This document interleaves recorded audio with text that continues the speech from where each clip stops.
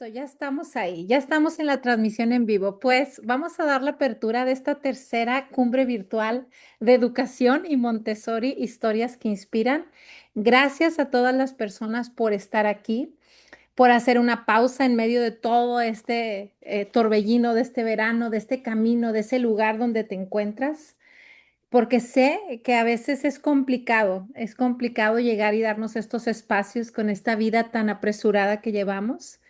Gracias por venir a abrir la mente, abrir el corazón y el espíritu a las personas que hoy nos acompañan. Esta cumbre esta es la tercera cumbre, nació hace más de un año y la intención de esta cumbre fue dar espacio y visibilidad a historias reales, profundas y transformadoras que ocurren en casas, en ambientes Montessori, no, ahora abrimos las salas a no Montessori también desde el año pasado.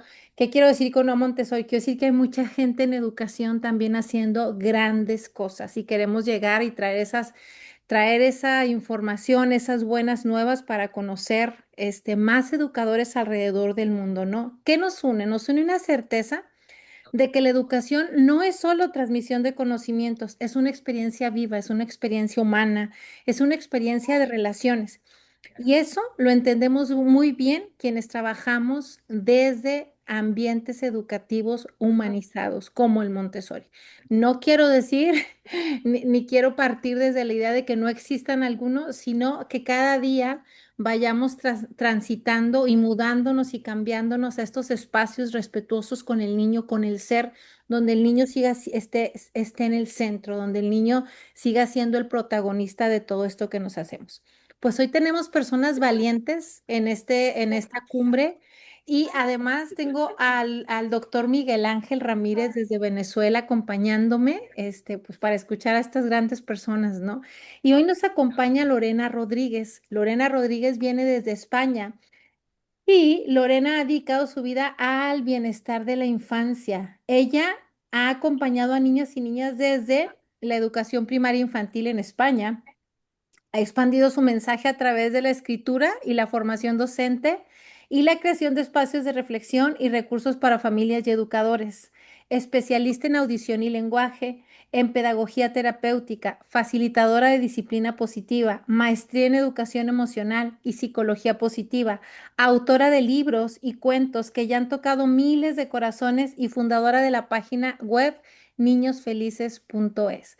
Lorena, bienvenida a este espacio. Doctor, bienvenido a este espacio. Cuéntenme, ¿cómo se sienten de estar aquí? ¿Están tan emocionados como yo? Sí, muy emocionados y también con cierta incertidumbre, ¿no? Por transmitir, por poder transmitir, pues, la semilla de cómo empecé con todo este proyecto, primero pues a nivel personal y ya luego a nivel profesional. Y muy emocionada también y agradecida por la invitación a esta cumbre que es muy valiosa, pues, para toda la profesión educativa, psicológica, médica y también pues para todas las familias que puedan escuchar estos testimonios, tanto míos como los de todos los componentes que formamos la cumbre. Muy bien, muchas gracias, Lorena. Bienvenida, doctor. Doctora Lili, aquí estamos nuevamente. Es un honor poder compartir pantalla con usted. Lorena, gracias por darte tiempo en tus vacaciones para participar. Sí, como lo dice la doctora, y lo repito cada vez que converso con ella, yo no conocía nada de Montessori antes de intercambiar ideas con la doctora Lili, pero sí nos une algo. El ser humano debe ser el centro de la educación y el niño debe ser el centro de la educación. Y hoy estamos en un mundo donde importa cualquier otra cosa en la educación menos el niño. Importan las técnicas, los métodos, las políticas, cualquier otra cosa, y simplemente sacaron al niño como centro de la educación, de la formación.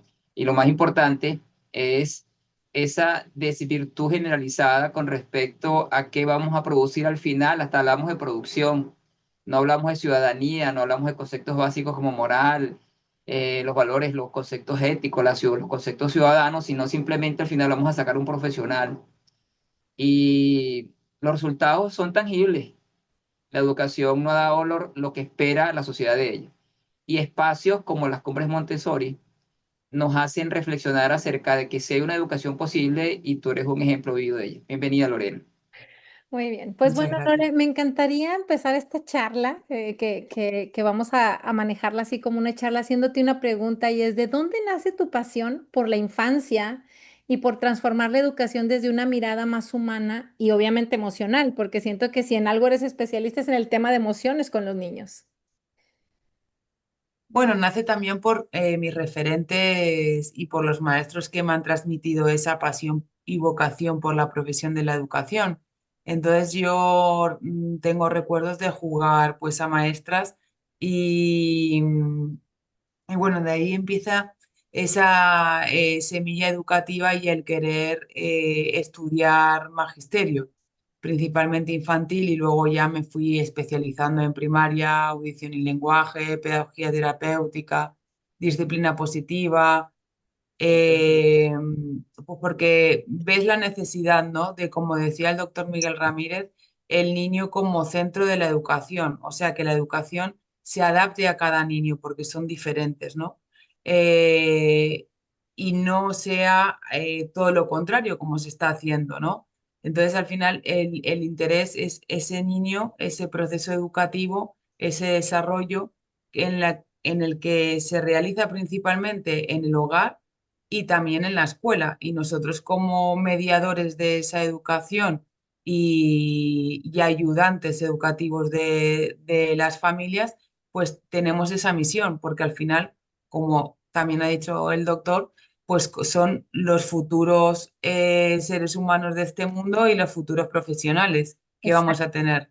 exacto, Entonces, es ese interés en el que cada niño sea la mejor versión de sí mismo día a día y que no den el 100%, sino que pueden dar más, ¿no? En transmitirles esa motivación por ser su mejor versión. Y la educación emocional nace a partir de una educación emocional necesaria en mí para poder gestionar emocionalmente, pues, las cosas diarias, los conflictos, la resolución de conflictos, las trabas, ¿no? Que va poniéndose en el día a día de nosotros mismos. Y entonces, bueno, fue mi inquietud de cómo poder mejorar esa educación emocional. Y parto de la base que un niño que vaya feliz al aula, pues podrá interesarse luego en todos los contenidos y en todas las competencias educativas que políticamente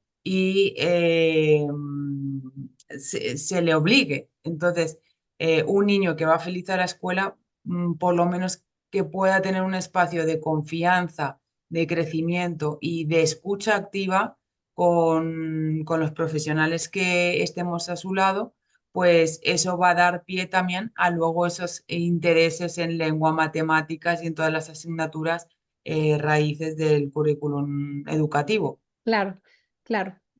Yo creo que dos cosas, en dos cosas necesitamos mucha ayuda a los padres y los educadores.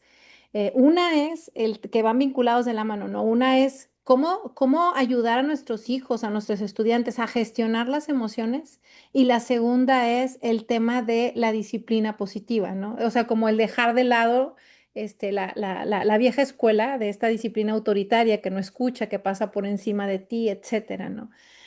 Creo que uno de los retos mayores que tienen los padres jóvenes el día de hoy y los maestros que recién egresan es precisamente cómo educar bajo este paradigma, ¿no? ¿Qué necesito? Y los padres en casa es una de las preguntas que más hacen, ¿no? ¿Cómo le hago? O sea, ¿cómo le hago para educar desde otra perspectiva, para hacer, para darle algo mejor de lo que yo recibí? Porque si partimos de esta que soy yo como mamá, como maestra, de este personaje que soy, evidentemente, mi experiencia siempre quiero que sea mejor, la de mi hijo, la de mi estudiante, ¿no? Entonces, ¿qué dirías, Lore, frente a una... Sí, seguramente te lo han preguntado muchas veces. Yo diría que es cambiar ese punto de vista, ¿no? Siempre ponemos la lupa y el foco de atención en el niño o niña, eh, y el intentar transmitir toda esa buena gestión y esa buena educación. Creo que el principal cambio está en poner el foco en nosotros mismos, el poder ser nosotros, digamos, resplandecientes en ellos, ¿no? No podemos exigirles a un niño que gestione una pérdida de juguete, un fracaso en una nota que no es esperada, en un conflicto que no pueda resolver con sus compañeros cuando nosotros mismos no somos modelos para ellos.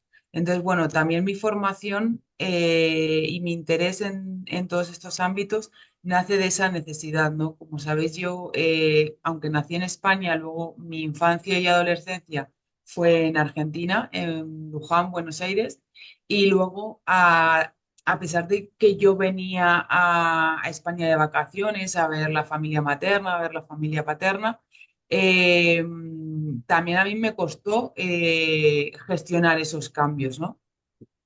Porque al principio sí, venía de vacaciones, un año sí, un año no, un año iban mis familiares para Argentina, pero luego ya cuando mi familia toma la decisión de a los 20 años trasladarnos a España, pues yo al final tuve que gestionar ese cambio emocional muy grande que era dejar todo mi entorno, mis Claro. amistades, las costumbres.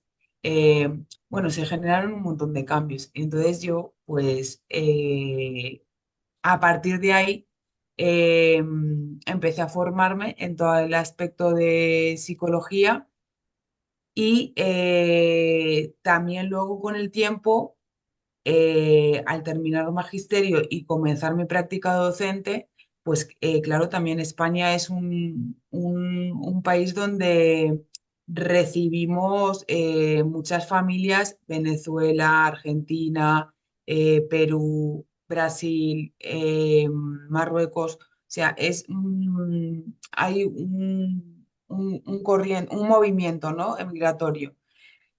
Entonces, claro, yo comprendía de primera mano a esos niños con esos cambios que de un día para el otro se vienen con una maleta en la mano y tienen que realizar nuevos amigos, nuevas metodologías, nuevas formas de, o sea, diferentes formas de estudio, ¿no? Diferentes situaciones en la que, claro, para un niño de 8 años, 10 años, 14 que lo mueves al final de su entorno de confort, de confianza y de habituamiento, pues al final mm, la cabeza puede estar en otro lado. O sea, aunque está presente en el aula ese alumno, pero al final viene con su mochila y la mente va a, es que si yo estuviera allí o no sé si me logro explicar bien, ¿no?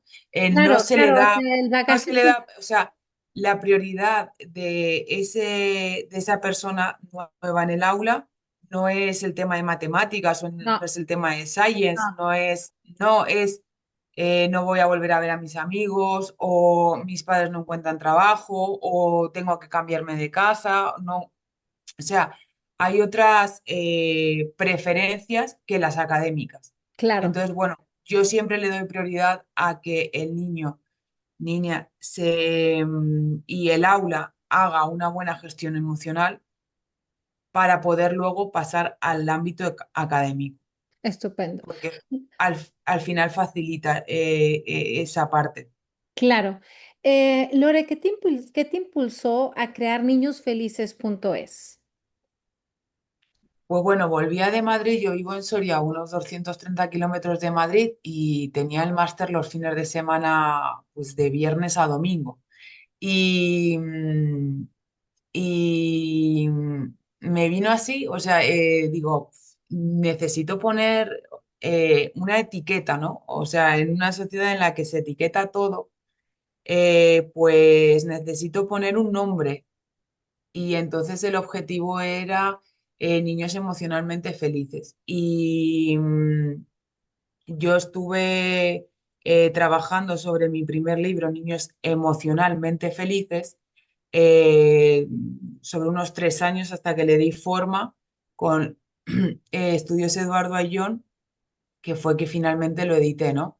Y si vosotros veis la portada está en el blog, es una niña con la camiseta a rayas y una sonrisa dibujada, ¿no?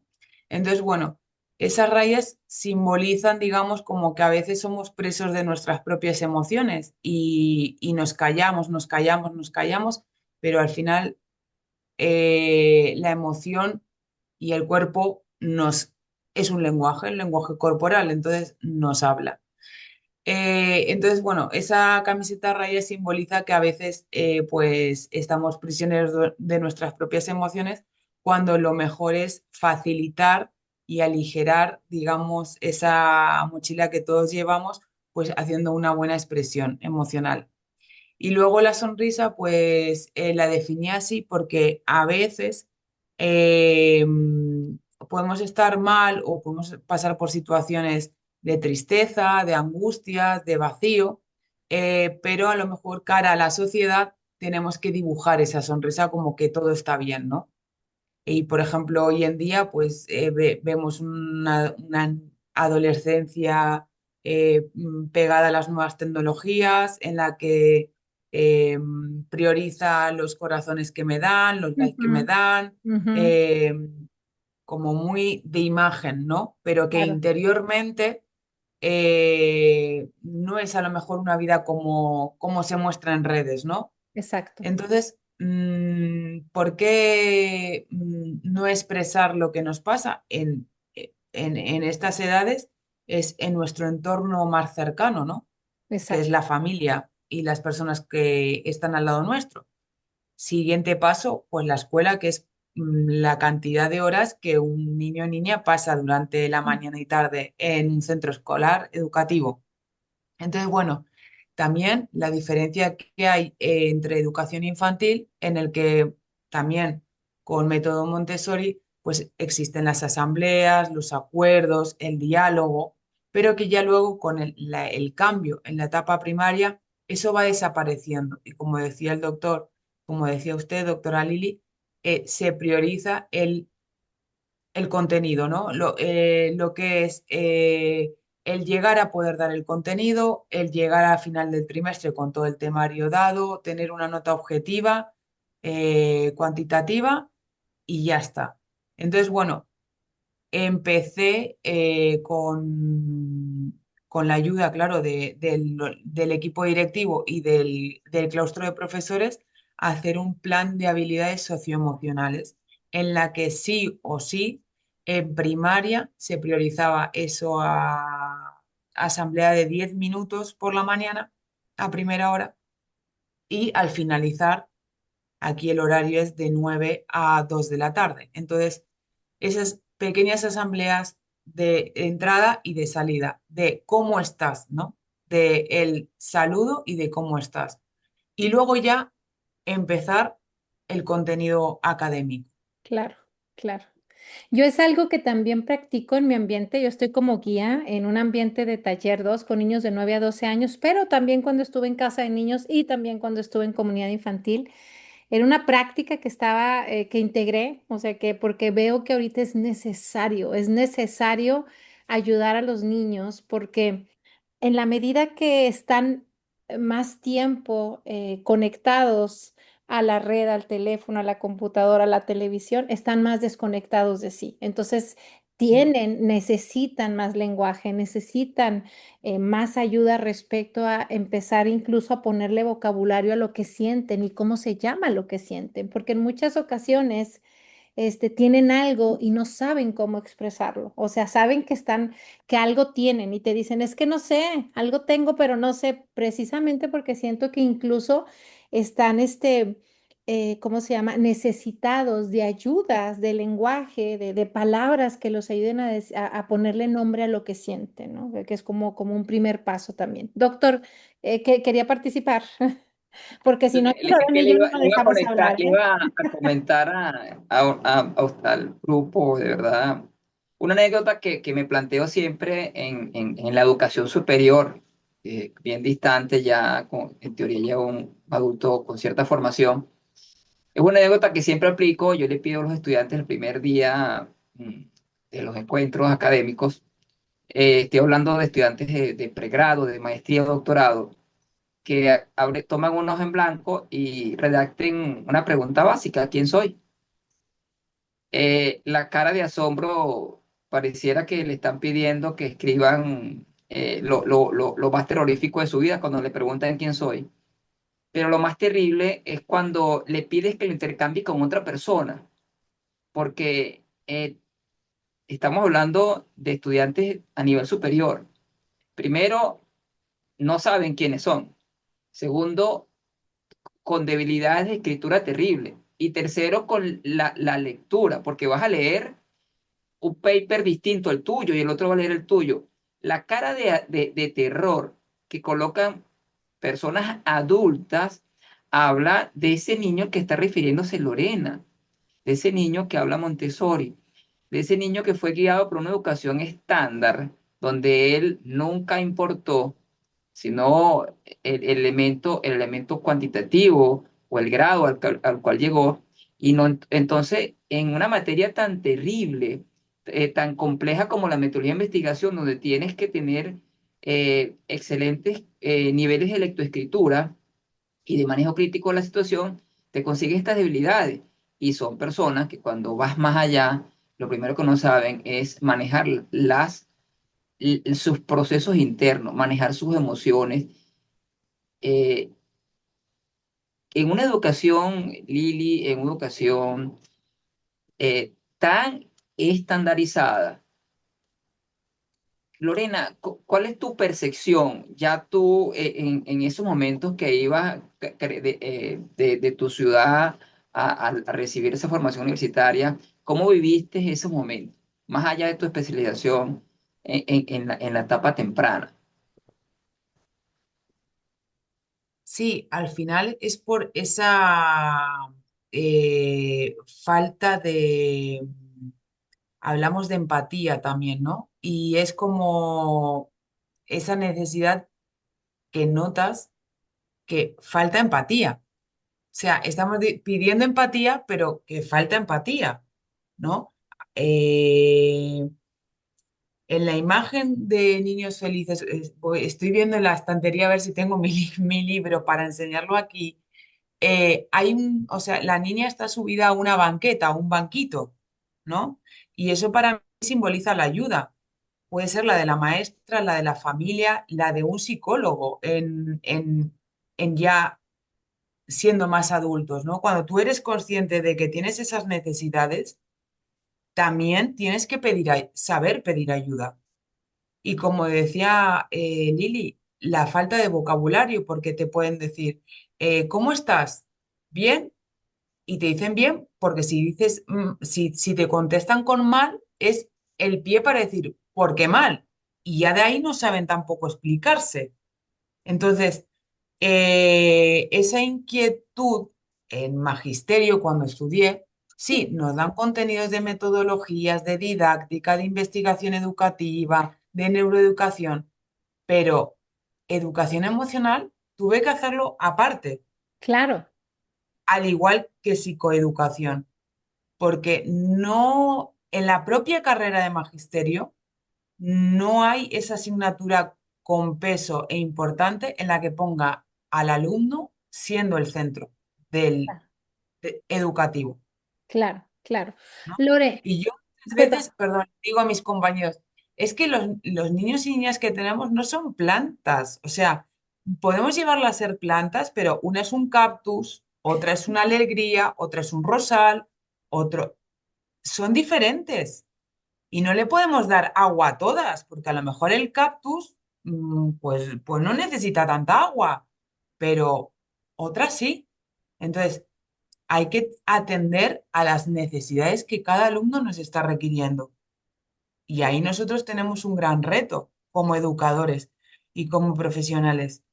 claro, Y en cuanto a las familias, claro, yo tengo tres hijos. Cuando nació mi hija Martina, eh, no me nace con un manual debajo del brazo diciendo, pues cuando me pasa esto, haz esto. ujú, No, es la experiencia propia y es La vivencia. ¿Qué es lo que ayuda al aprendizaje?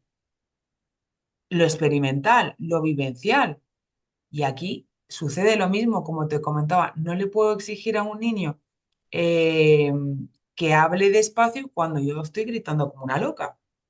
Exacto. O se cae en el patio, se raspa la rodilla y un niño llora porque es su defensa, o sea, su sentimiento de ese momento. Y no puedo estar anulando las emociones de no llores, no llores, que no pasa nada, que no te has hecho nada. No, en ese momento la urgencia y la importancia es ese sentimiento y es esa expresión de emoción que tiene ese niño. Entonces, a veces desde pequeños, lo que hacemos los adultos inconscientemente, que a mí también me ha pasado, o sea, inconscientemente intentas anular esa emoción y lo que hay que hacer es validarlas. ¿Qué le dirías, Lore? Porque es que yo cuando desde que te invité, yo estoy así como que ya se llegue la reunión, que ya se llegue la reunión, porque si hay algo que preguntan los papás, o sea, yo tengo 32 años trabajando en educación Montessori y he trabajado desde bebés, desde 0 a 3, 3 a 6, 9 a 12 y con adultos. Y la pregunta que siempre hacen los papás es, ¿cómo le hago? Porque por supuesto que creo que en el fondo todos los papás queremos hacerlo mejor. El problema es que cuando nuestro hijo está rebasado respecto a su propia emoción, o sea, imagínate un supermercado tirado en el piso gritando, ¡ah! O sea, todas estas cosas teóricas que conocemos se nos bloquean, o sea, se van, no sé a qué bote de la basura, nadie se acuerda del curso de disciplina positiva, quiere salir de ese momento, de ese lugar corriendo y que nadie lo vea, ¿no? Porque además se siente súper expuesto. O en casa, a veces no tienen que estar en un supermercado, a veces están en casa y también, o sea, desconocemos, porque efectivamente como papás no venimos con manuales y tampoco como guías ni como maestros. Vamos aprendiendo en la praxis y la praxis definitivamente es ensayo y error. Entonces, y en medio están los niños. Ese es el gran problema, yo creo, ese es el gran reto, ¿no? ¿Qué le dices tú a un papá que te pregunta, a ver, dame dos El ideas, resu- cómo hacerle? no, es que el resultado exitoso está a largo plazo y nosotros estamos en una cultura de la inmediatez. Entonces, queremos que en la primera nos salga todo perfecto y no es así. O sea, a veces sí que prima la vergüenza que pasamos los adultos cara a la rabieta que tiene el niño. Eh, pero, insisto, es la inmediatez. El resultado está a largo plazo, es amor, es paciencia. Marisa Moya, que me he formado con ella y he coincidido también en diferentes charlas, ella siempre tiene esta frase, es trabajo de pico y pala. O sea, hay que estar día a día, insistiendo. Eh, y el niño en la infancia es sincero emocionalmente. Tú le preguntas a un niño de infantil qué pasa o qué ha pasado y te cuenta todo con lujo de detalles. Pero luego a medida que vamos avanzando en edades, el juicio se va agrandando, entonces esa expresión es más pequeña. Y lo mismo pasa, pues como comentabas, en un caso que puede ser en casa o puede ser en el exterior. Eh, a mí me pasa hoy en día con mi hija. ¿Puedo tener el teléfono? No, Martina, insiste, como Martina. ¿Puedo tener el teléfono? ¿Me dejas un rato en el teléfono? No, Martina, ¿sabes que no? O sea, ellos siempre van a estar intentando Probando. chantajearnos emocionalmente, ¿no? A ver, indirectamente también es inconsciente como ese chantaje emocional, pero al final, tú como adulto, venga, va, venga, va. Eh, mm, yo, por ejemplo, una observación de día a día, ¿no? Un teléfono, bebés con teléfono, es como un chupete. Y ahora mismo, un celular, un teléfono, en nuevas tecnologías o ese amparo en las tecnologías que pasa a ser adictivo, que ya hay dificultades psicológicas con el tema del uso de las tecnologías. no son malas, o sea, yo las defiendo porque son un medio y gracias a ellas nos estamos comunicando a miles de kilómetros de distancia y en pandemia ayudaron muchísimo y también hubo mucha gente que aprendimos todo de golpe y nos buscamos la vida para poder estar en contacto. Pero todo tiene su tiempo, o sea, su forma de uso. Entonces, claro, ellos a medida que van creciendo, si, como le digo a mi hija, si estáis entre amigas, hablar vosotras, aprovechar, vivir, jugar, daros un paseo, ir a la piscina, ir al río, charlar, pero no me sirve no te sirve, no te aporta el estar con cinco amigas y cada una con su teléfono. Ujú, ujú. Entonces, sí que cuesta porque es paciencia y no porque al final dices, "Jol, soy la única que no deja. O dice, "Jo, es que siempre soy la rara que no tiene esto, que tiene lo otro. Pero al final yo estoy convencida que eso va a ser un beneficio a largo plazo. Ahora ellos no lo ven así. Por supuesto, por supuesto. Es un reto muy difícil porque nosotros somos de unos años que no nacimos tecnológicamente nativos. Ujú, ujú, ujú. Entonces, ellos sí, ellos sí. Entonces, claro, esa diferencia no la valoran, ¿no? Claro. Del sentido humano, como decía el doctor Miguel, que al final, crisis humana, Claro, yo tenía una pregunta, por ejemplo, ¿qué rol juegan las propias emociones como adultos en el proceso de acompañar a los niños? Pero sé que una de las emociones que más está presente y que es la que nos atrapa y la que nos tiene ahí puestos es en tanto la culpa. Es como que el tema de la culpabilidad, cuando estamos criando a nuestros hijos, a veces es el que nos traiciona un poco, como el sentirnos mal por ejemplo, decirle a tu hijo que no puede usar el celular. O sea, porque todos mis amigos lo usan y soy el único raro, soy la única claro, rara, ¿no? Porque ellos van a arremeter con todas estas cosas, y entonces tú como mamá estás de que, "Ay", o como papá, ¿no? En la noche estás ahí remordiéndole antes de dormirte con toda la conciencia, haciéndote grillos en la cabeza, ¿no? Como que, "Ah, ¿qué mamá estoy diciendo? Todos ven, todos usan celular menos mis hijos". Y me explico, como todas estas cosas que son sí. las que las demandan nuestros hijos, ¿no? Es una lucha constante y te hace generar ese sentimiento de mala madre, ¿no? Porque soy el bicho raro de la especie. Eh, que ellos también son muy inteligentes porque echan balones fuera y dicen, no, es que los demás lo utilizan. Y no, y yo estoy en contacto con los padres y no es así. Y también tienen el tiempo de uso y también tienen ese control parental. No exagerado, pero que hay un cierto entendimiento, ¿no? De si te hacen generar ese sentimiento de que lo estás haciendo muy mal. Bueno, yo tengo la certeza que no me he criado con un teléfono en la mano y he hecho otras cosas sin el teléfono y me ha ido bien. O sea, y luego también que soy, que ellos entienden, bueno, en este caso es la más mayor, que es la que está ahora en esta edad de los 12 años, que yo al final el teléfono lo uso para trabajar. Claro, O sea, que es un medio de comunicación, de por si pasa algo, o sea, le doy esa importancia, no el, tengo un rato libre y no, pues puedes ver los medios de comunicación, las noticias que pasan en el extranjero eh, y para trabajar claro, es el valor que también uno le da. Y como adulto entender que el conocimiento de las emociones, el identificar y comprender tanto nuestras propias emociones como la de los demás, eso se lo tenemos que transmitir a ellos también. El gestionar las emociones, cómo desarrollar esas habilidades para manejar las emociones de manera efectiva, pues evitando las reacciones impulsivas y promoviendo la calma, ¿no? Claro que un niño cuando obtiene el no, va a ser guiado por la rabia y la ira y el enfado. Y bueno, también si no tengo esa buena gestión emocional, pues luego podré ser un adulto conflictividad, mayor agresividad, ¿no? Ujú, ujú.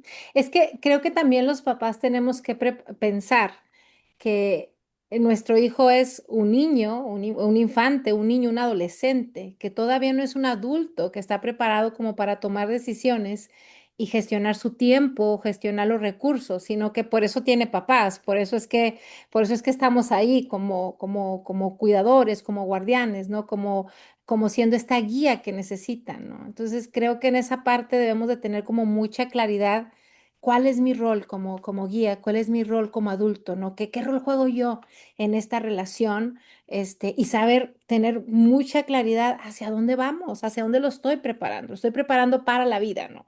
Y en esta preparación para la vida, mi hijo necesita saber que va a haber nos, ¿verdad? Y que hay nos que son aceptables y hay otros nos por los que sí vale la pena luchar, ¿no? Como decir, vale la pena luchar esta batalla. Yo a veces le digo así a mí, yo tengo un hijo adolescente también de 16 años y le digo, esta batalla no la voy a luchar. Y es como que le digo, ya, saco la bandera, le digo, en esta yo no la voy a luchar. Dice, mamá, la vas a perder. Le digo, porque yo ya tengo una respuesta, me digas todos los argumentos que me digas, no perdamos el tiempo, ¿no? Entonces, como que Mm. hay cosas que les podemos como ir ayudando para que tampoco haya tanto desgaste, porque tampoco vale tanto la pena. Estoy pensando en los chicos entre 9 15 18 años, que es como la adolescencia, porque ahora curiosamente la adolescencia también están pasando muchos cambios y empieza más temprano. Doctor, ¿qué le da tanta risa, doctor? A ver, cuéntenos. Eh, es que voy a englobar lo maravilloso tema que tocó Lorena ahorita, porque puedo resumir escuela, familia, emociones y educar para la vida. Ya la doctora sabe a qué me refiere cuando hablo de educar para la vida. Lorena, es un tema que me apasiona y tengo ya unos cuantos años dedicados a escribir y hablar de educar para la vida, porque nos han educado para el trabajo y el trabajo es solamente una parte de la vida. ¿Por qué me causa tanta risa? Porque también soy padre de un adolescente de 14 años, un joven de 19 años, eh, y en ese desgaste eterno de intentar plantear la tecnología digital como una herramienta de la vida y como no una célula básica o una neurona de parte de tu cerebro, por supuesto a veces claudicamos. Y aquí aparece un tema fundamental, es el ejemplo. ¿Cómo le pido yo a mi hijo que no use el teléfono si yo vivo con el teléfono? ¿Cómo en un entorno educativo donde por elementos de política educativa dice que el teléfono está vedado y entonces el muchacho esconde el teléfono en el bolso, lo saca, se copia y la maestra tampoco está preparada para de forma controlar, manejar sus emociones y ayudar al niño a que sepa llevar sus emociones, porque esto es muy importante. ¿Cómo yo voy a enseñar a un niño a que él sea capaz de tener cierto manejo de sus emociones si yo no controlo las mías? Porque tampoco me enseñaron. Y tú lo acabas de decir, tú fuiste, Lorena, a aprender a otro sitio, post magisterio, el manejo de las emociones, porque, y no me da pena decirlo, la educación va por un lado, el niño va por un lado, las políticas educativas van por otra, y al final tenemos una sociedad donde no nos importa transmitir en vivo una guerra. ¿Sí? Así es. ¿Qué estamos haciendo? O sea, son preguntas que son fundamentales, y celebro que tuve la oportunidad de entrar a niñosfelices.es, gracias Lorena, y me impactan las imágenes en ese lado positivo. Considero que esto tiene que llevarse, así como las cumbres Montessori tienen esta frecuencia. eh, Nosotros tenemos una gran responsabilidad con la sociedad, y es hacer esto en mayor escala, Ujú, que la gente vea que sí hay opciones, que sí podemos ser mejores ciudadanos, que sí podemos ser mejores padres, que tenemos que estar dispuestos a reaprender, y ujú, eso significa a veces dejar estereotipos que nos han vendido, pero que están muy lejos de ser lo que el hombre real es. Se nos niega el amor, se nos niega hablar del amor como elemento fundamental de vida. Y si no hay amor, no hay perdón, no hay respeto. Claro. Totalmente, doctor. Yo quisiera como hilar esto que acaba de comentar el doctor Lorena para la siguiente como pregunta que tengo preparada y es porque has escrito cuentos, Lorena. ¿Cuál de tus cuentos o de tus libros ha generado como una conexión especial con familias, con escuelas y por qué crees que pasó? Bueno, yo creo que Niños emocionalmente felices, al ser el primero y también en un lenguaje sencillo, natural, porque al final es mi experiencia, mi vida y también mi estudio, creo que fue tan cercano el lenguaje y tan fácil que fui capaz de llegar a, pues, a cualquier persona que quería leerlo y a cualquier familia interesada en el tema. Eh, Luego también vi la necesidad de llevar esa teoría, que como tú decías, sí, es muy fácil decirlo, pero cuando me pasa, ¿qué es lo que hago, no? Pues el llegar a los niños a través de los cuentos. A mí me encantan los caballos y también ha sido mi refugio emocional, ¿no? El caballo y el mundo del caballo, el paseo, la doma natural, también la compañía con amigas, excursiones. Y claro, a través de ese personaje fantástico que es el unicornio, cómo expresa las emociones, ¿no? Entonces, como con un lenguaje infantil, pero que a la vez es el real, lo que es, o sea, es la alegría, es la tristeza, es el enfado, es la ira, se puede llegar a que el niño lo comprenda y también lo compare, ¿no? Claro, Luego también con el universo de emociones, que lo tengo en la página web colgado y se lo puede descargar gratuitamente todo el mundo. Luego, si no, en un minuto lo busco y pongo el enlace en el chat o lo paso para que lo puedas transmitir. Es un gimnasio emocional porque ahí hay pequeñas lecturas en donde a través de la comprensión y ejercicios lo puedes hacer con las parejas, con los grupos, eh, todos juntos en el aula, con aprendizaje colaborativo. Pues al final ahí están las herramientas, como decía el doctor, ¿vale? claro, Y luego también algo que quería hacer hincapié es en el que como adultos tenemos que entender cuando iniciamos esta conversación de cambiar ese foco de no tanto el niño y el nosotros, el también comprender que el niño está desarrollando, está en desarrollo. Por lo tanto, también está desarrollando su cerebro. ¿Y qué es el que más peso tiene? Y aquí el doctor Miguel me puede ayudar, ¿no? Es el cerebro emocional, el claro, cerebro reptiliano, en el claro, que es el primero que salta, ¿no? claro, claro, El cerebro humano se compone de estos dos sistemas principales que interactúan para dar sentido a nuestra vida. El cerebro emocional, por un lado, asociado al sistema límbico, que es el que procesa nuestras emociones y respuestas intestivas, que es el primitivo.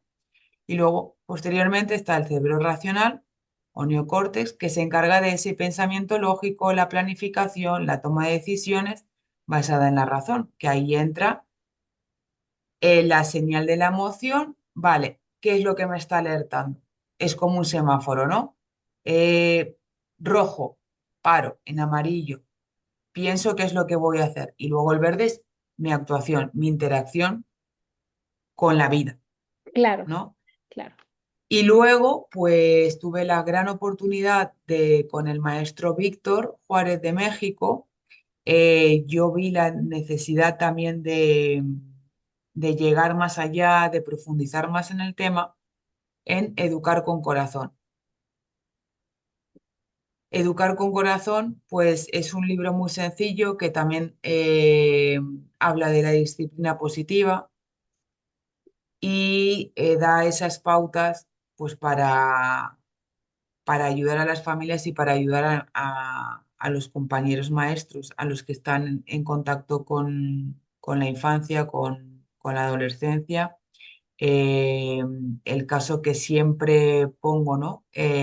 Ante un enfado de un niño, al final cuando tú pones un castigo, por ejemplo, el castigo es un resultado a corto plazo. Si haces esto, no obtendrás esto. Pero cuando yo al final estoy amenazando, amenazando, amenazando, amenazando, no cumplo, eso se vuelve en contra y el niño siempre va a buscar esa revancha, por decirlo de alguna manera, ¿no? ¿Cuántas veces en el aula no hemos escuchado, como no terminé los ejercicios, no salís al patio? Y luego los niños, no, niñas no terminan los ejercicios y salen al patio, ¿no? Entonces, ser muy cautelosos con con lo que decimos, porque las palabras son muy importantes y el lenguaje que utilizamos. Entonces, ¿cómo podemos decir algo que no podemos cumplir? Entonces, ¿qué valor tiene nuestra palabra como adulto? ¿Qué referente tiene ese niño como adulto cuando le estoy diciendo algo que luego no soy capaz de cumplirlo o Claro. de obtener, ¿no? Me resuena totalmente. Fíjate que en Montessori hablamos mucho acerca de límites y consecuencias. Y una de las cosas cuando hablamos acerca de todo esto, cuando preparamos a las guías, es precisamente decirles, si vas a poner una consecuencia, asegúrate que la vas a poder cumplir. Si no, ni la digas, porque vas perdiendo valor sobre el niño. Es decir, el niño al rato no te cree porque le dices tantas cosas y las que les dices, nada le cumples, ¿no? Entonces, saber también que los límites es una forma de dar amor, es una estructura que los niños necesitan, ¿no? Que los límites no es falta de amor, porque la gente cree que disciplinar es castigar, que disciplinar es no amar, ¿no? Entonces, creo que hay como conceptos equivocados respecto a qué significa eso, y siento que ahí hay muchas emociones en los adultos, ¿no? Por su propia experiencia, como empezamos conversando, ¿no? Como evidentemente, cuando se trata de educación emocional, mi emocionalidad está puesta en la experiencia. Es decir, y si no he trabajado ni un centímetro de mi carga emocional, de mi proceso emocional, pues obviamente estoy como en un nivel primario de desarrollo y estoy criando un hijo, pues están como dos niños a nivel emocional, ¿no? Y al rato te das cuenta que no es el papá, sino es el niño, o sea, el papá cuando era niño peleando con su hijo, porque está a nivel niño, ¿no? O el Mm. maestro o la guía Montessori, ¿no? Peleándose con el niño, agarrándose del chongo al tú por tú, porque ya no está el niño, ya no está el adulto, está el niño, porque ahí es cuando se manifiesta. Y siento que ese es uno de los retos más grandes que tenemos como a nivel de educación. Hay momentos que yo he escuchado muchísimas veces entre que entrenamos guías Montessori, entre que tengo entrevistas con padres en estos foros, en muchos lugares, gente que me dice, es que ya no puedo más, ya no sé cómo, o sea, mira, fulanito de tal, o sea, ya, o sea, o guías que han renunciado a trabajos porque dicen, si me ponen a Miguel Ángel en mi salón, yo me voy. O sea, ese niño no tiene remedio, ¿no? O sea, es un niño de 6 años, de 7 años, para mí lo más fuerte que vi y que nunca se me ha olvidado como a nivel, como en este nivel, fue antes de venirme de México con un niño en un Montessori, que lo recibimos en casa de los niños que entran a los 3 años. Y cuando lo recibimos, leí en su formato que venía expulsado. O sea, decía ya, tiene 3 años y ya viene expulsado de una escuela. O sea, ¿a dónde va a parar? O sea, ¿a dónde vamos a parar? Porque llega un punto en que, porque los castigos terminan acabándose y es una educación que desgasta y cansa mucho, el castigo, desgasta mucho emocionalmente al adulto que lo está ejerciendo y cansa mucho emocionalmente también a ambas partes. Y al rato, pues ya no hay muchos castigos a cuál irle, ¿no? Porque entre más avanza se van acabando. Llega un punto en que al niño ya no le importa. O sea, le puedes decir, te quedas sin Xbox, sí. No vas a ir con tus amigos, sí. No vas a ver la tele, ok. O sea, y luego es que ya nada le importa. Yo he escuchado en guías, Montessori, he escuchado papás, mamás, he escuchado maestros, o sea, decir, es que es muy complicado. O sea, para la gente es muy complicado en este momento de la vida trabajar en educación. Y no solo en educación Montessori, en general, el mundo de la educación Mm. se está haciendo muy complejo. Sí, yo en el cuento, bueno, al final transmite ese Amazona al caballo las riendas, ¿no? O sea, las emociones son como las riendas, están para saber llevarlas, para saber utilizarlas, son la señal, es una guía. Y como adultos al final somos acompañantes de ese proceso. Pero hoy en día yo creo que hay esa falta de límites. O sea, los niños necesitan límites, los piden a gritos. Y la disciplina es orden, no es ejército, no, es orden para uno mismo, o sea, es para el sentido de bienestar de la vida de uno mismo. Tener disciplina, pero llevada a todos los ámbitos y principalmente pues en estas etapas en las que uno se desarrolla, porque si no lo desarrollas en estas edades, luego, claro, la escala va subiendo y lo que dices tú, ya no hay quien supere eso. Ujú, ujú, exacto. Y también el acompañamiento de lo que es la educación o el guía con la familia, ¿no? O la familia entre sí.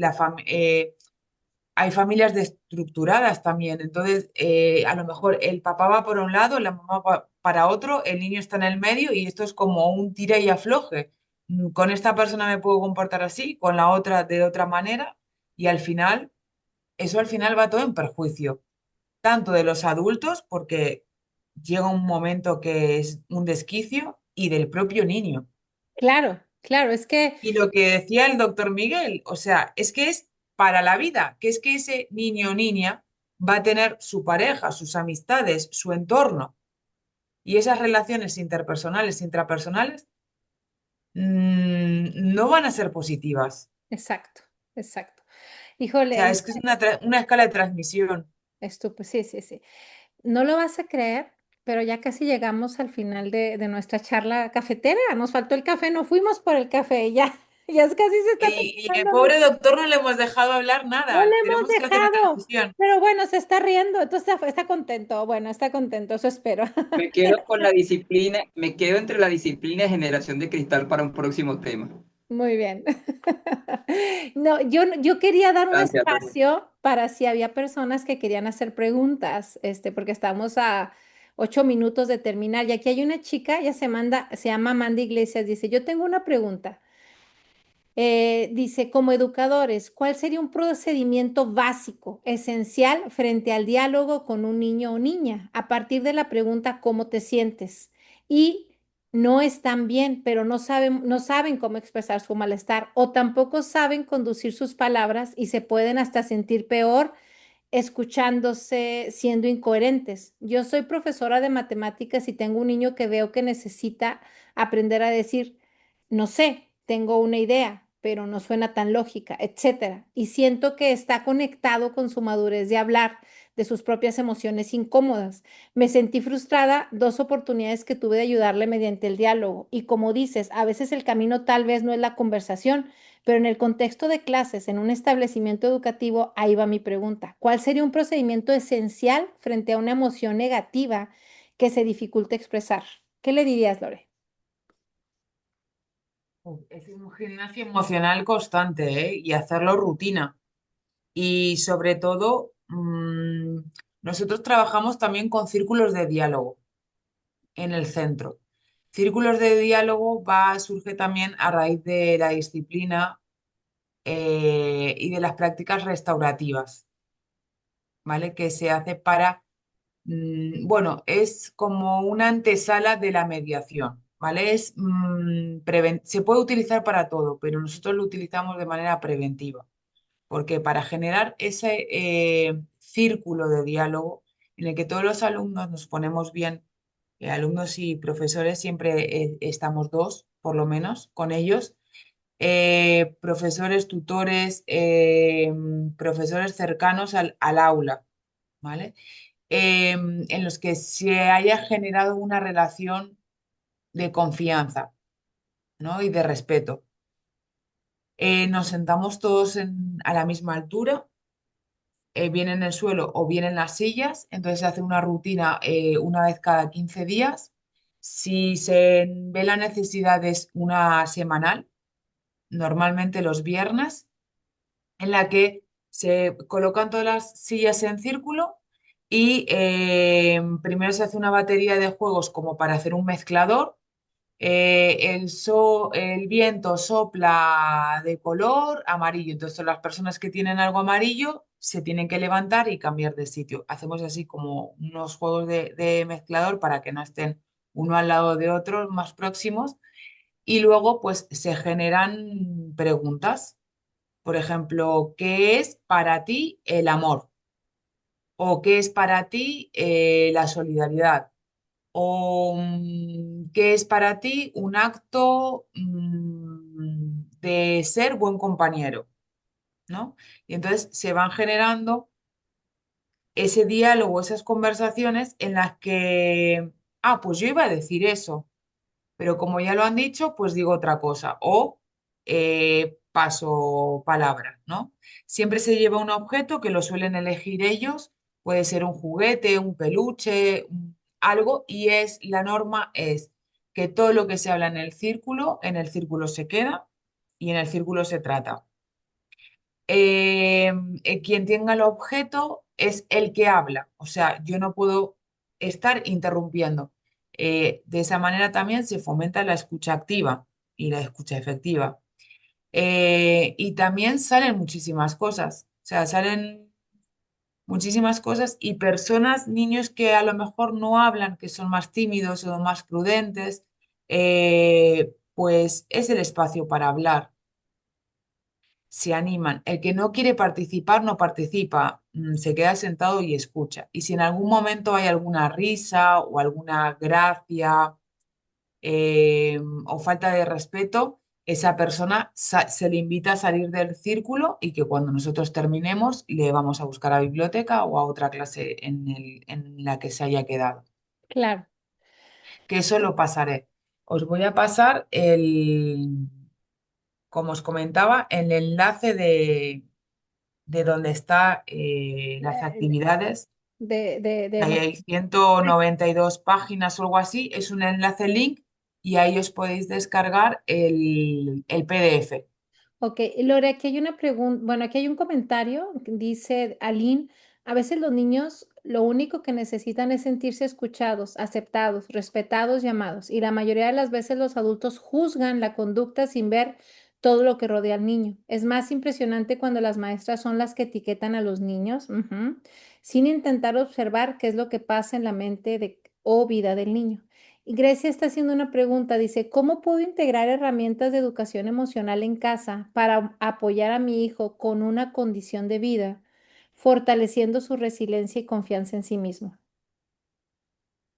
Bueno, en la primera parte estaban donde Eso totalmente de acuerdo, a veces es triste, pero eh, se comete el error de al final es como un iceberg y nos quedamos solamente en lo que vemos en la parte superficial de arriba, que es el comportamiento, pero no nos profundizamos en la situación, por ejemplo, que está atravesando ese niño. Puede ser una separación, puede ser un traslado de domicilio, eh, una acaba de llegar al país, cualquier situación. O sea, siempre se queda con la parte visible del comportamiento. Observar es muy importante y sobre todo pues esa escucha, cómo se puede integrar esas herramientas de educación emocional, por ejemplo, pues con agendas, con el horario, no sé, dependiendo cada familia, ¿no? Pero por ejemplo, un plan que se haga en conjunto, en familia, por ejemplo, pues vamos a dar un paseo. O sea, no hace falta, yo siempre les digo, ¿no? No hace falta irte de vacaciones, hacer una gran excursión. No, no hace falta dinero. Hace falta en que haya un acuerdo entre todos de lo que se quiere hacer, que puede ser estar reunidos en la mesa comiendo y poder estar conversando de cómo estás, cómo te sientes, qué es lo que te ha pasado, por qué te has enfadado, cómo lo has podido gestionar, qué ayuda. O sea, entablar esas rutinas que también son muy importantes y que lo necesitan. O sea, cuando nosotros, por ejemplo, en el aula hacemos esos círculos de diálogo, a veces te ven entrar y a lo mejor voy ahí. alcanzarle algo a mi compañero docente. Hoy toca círculo de diálogo, Lorena. No, que es el próximo viernes, ¿no? Entonces, haciendo pequeñas actividades, pequeños acuerdos, eh, se puede fortalecer mucho y sobre todo la confianza en uno mismo. Tenemos niños muy inseguros, pero porque también hay adultos muy inseguros, ¿vale? Y tenemos que dejar que los niños cometan errores y que los errores sean un medio de aprendizaje, no tachar negativamente. O sea, aquí entra en juego también la psicología positiva, que es buscar la parte positiva a ese error. Exacto. Bueno, Lore, pues Para no extenderme más, ese cuaderno lo hice para una clase específica, para un aula, pero yo lo he utilizado con mis hijas, lo he utilizado con alumnos de quinto y sexto, o sea, aunque lo he trabajado también con padres y madres, porque parecen, de verdad, dices, esta actividad es que es muy tonta. No, pero es que a veces no, como adultos no somos capaces, como decía también el doctor Miguel, que no le dejamos hablar hoy nada, el vocabulario emocional. O sea, nosotros hacemos una silueta y se colocan en rectángulo o en círculo con el nombre de ellos arriba, ¿no? Por ejemplo, Lorena y una silueta. Entonces yo digo ya y se pasa en el folio en blanco con la silueta y el nombre. Entonces, claro, yo recibo el de Lili y le tengo que poner una cualidad a Lili y a Miguel. Y lo voy pasando, y lo voy pasando, lo voy pasando. Y cuando vuelvo a recibir el mío, hay momentos en los que el niño, o sea, cara de asombro, porque dices, veo rostros de niños que no se pueden creer lo que le han escrito. mm, Cosas que ellos no ven en los que son buenos o en actos que han hecho de bondad y no lo han valorado. Entonces, se lo valoran el resto, ¿no? A ver, este ejercicio lo hacemos con una condición, en positivo. O sea, claro. decimos cualidades positivas, porque puede haber pues eres un pesado. Claro, y el escribir esa frase a otro niño que a lo mejor tiene baja autoestima, pues eso es lapidante, ¿no? Entonces, bueno, siempre en ese programa de habilidades socioemocionales, que también lo puedo facilitar, pues están estas actividades que son sencillas y es que a veces les falta ese vocabulario. Supuesto. Otra actividad que la puede hacer con los niños, Grecia, es una estrella de 5 puntas y entonces en cada punta, en cada esquina, tienes que ponerte una cualidad. O yo en alguna dinámica con Víctor y Marcelo Torres lo he hecho. Le he preguntado a los docentes, Marita, dinos 5 cualidades tuyas, 5 cosas buenas. Y no saben contestarte. Como que no, ese valor personal no, no se lo creen, ¿no? Entonces, bueno, también se lo puede hacer, bueno, se puede hacer así uno mismo o te lo pueden hacer a ti, ¿no? Claro, Le coloco a Lili 5 cualidades brillantes que yo veo, siento, presiento o ¿no? Ha surgido de ese contacto en el aula. Y la verdad que es sorprendente. Y claro, esto hay que trabajarlo mucho porque al final necesitamos para que el niño sea emocionalmente feliz, eh, tiene que ser un niño seguro de sí mismo, tiene que ser un niño que se quiera a sí mismo, que se acepte tal y como es. Cuando hay niños que dicen, no, es que me ha copiado de cómo he hecho el título, le digo, pero eso es porque le gusta cómo lo has hecho tú. Y si lo hiciéramos todos igual, pues este mundo sería muy aburrido, ¿no? El pulir esos diamantes que tenemos en las aulas. muy bien. Bueno, Lore, pues nos hemos pasado un poquito de tiempo. Agradecemos muchísimo tu presencia. Estoy segura que te tenemos que volver a invitar. Yo creo que la gente se quedó con preguntas. Mándame por favor los enlaces al grupo que tenemos de donde estamos todos los ponentes de esta cumbre para hacérselo llegar a un chat donde está toda la gente y que tengan Sí, esta información.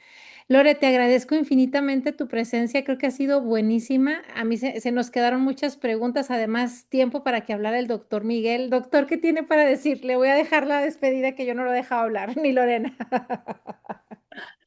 Agradecido, Lorena.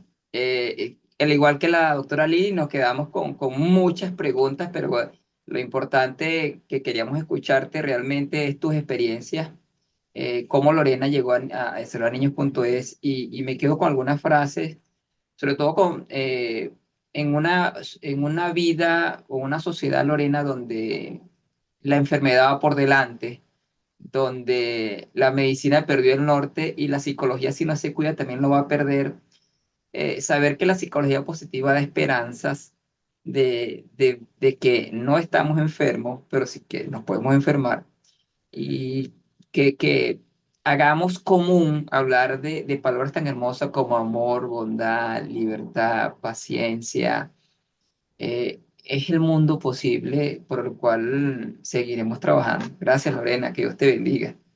Gracias, Lore. muchas gracias.